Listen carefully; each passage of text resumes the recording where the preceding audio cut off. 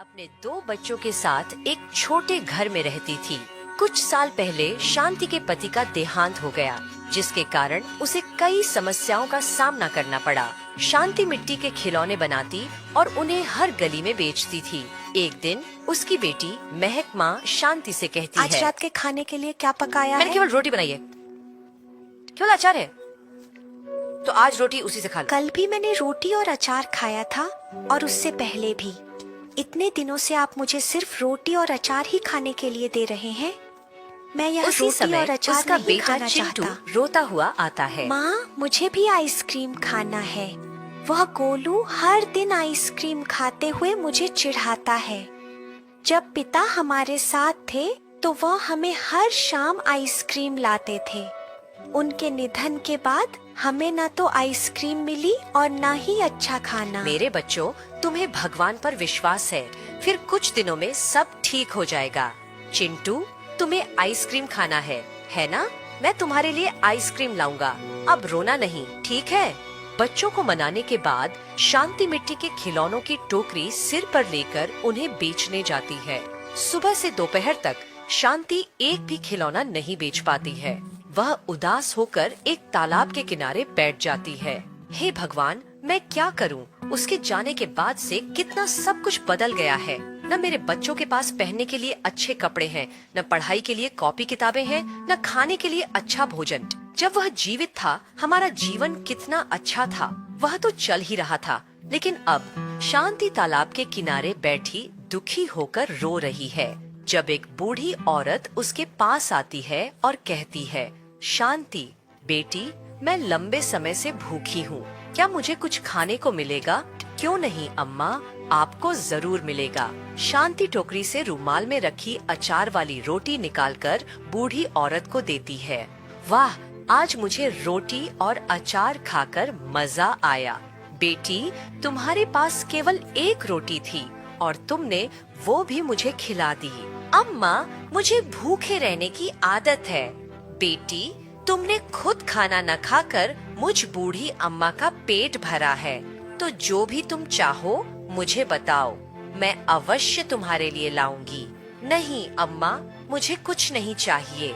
मैंने सब सुना जो आपने कहा, इसलिए मैं आपको कुछ दे रही हूँ जो आपके बच्चों को सभी जरूरी चीजें जैसे अच्छा खाना, कपड़े और शिक्षा पाने में मदद करेगा। यह कहते हुए बूढ़ी औरत अपनी आंखें बंद कर लेती है और अपने मन में कुछ मंत्र गुनगुनाती है। मंत्र गुनगुनाने के बाद वह अपनी आंखें खोलती है। बेटी, आज रात मध्यरात्रि को आपके घर में एक जादुई फ्रिज आएगा। अब आप सक्षम होंगे अपने बच्चों को आइसक्रीम और बाकी सभी चीजें खिलाने में। यह कहकर वृद्ध महिला गायब हो जाती है। ओह भगवान, यह अम्मा गायब हो गई। लेकिन क्या उसने जो कहा वह सच होगा? जब शांति घर जाती है, चिंटू शांति से सब कुछ खाने के लिए जोर देता है। माँ, मुझे पता था कि तुम हमें रोज ऐसे बेवकूफ बनाती हो। मैंने देखा कि तुमने आज भी आइसक्रीम नहीं लाई। मैं तुम्हें कल जरूर आइसक्रीम दूंगी। बच्चों को सुलाने के बाद शांति यह सोचने लगती है कि क्या अम्मा ने जो कहा वह सच में होगा? क्या वास्तव में जादू जैसा कुछ है? यह सब सोचते हुए शांति की आंखों पर कुछ गिर जाता है। सुबह जागने पर उसे कमरे में फ्रिज देखकर हैरानी होती है। वह इसे खोलती है और देखती है कि उसमें कई खाद्य पदार्थ हैं।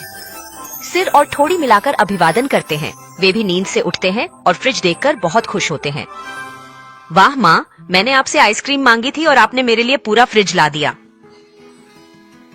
चिंटू, महक, ये कोई सामान्य फ्रिज नहीं है, ये एक जादुई फ्रिज है, इसलिए इसके बारे में किसी से मत बताओ। अब जो भी शांति या बच्चों ने उस जादुई फ्रिज से मांगा, उन्हें वह मिलेगा। अब शांति और बच्चों के पास अच्छे कपड़े, खाना और पढ़ने के लिए नई कॉपियां या किताबें होंगी। एक दिन मोटालाल, जो शांति के पड़ोस में रहते हैं, जादुई फ्रिज के बारे में जान जाते हैं।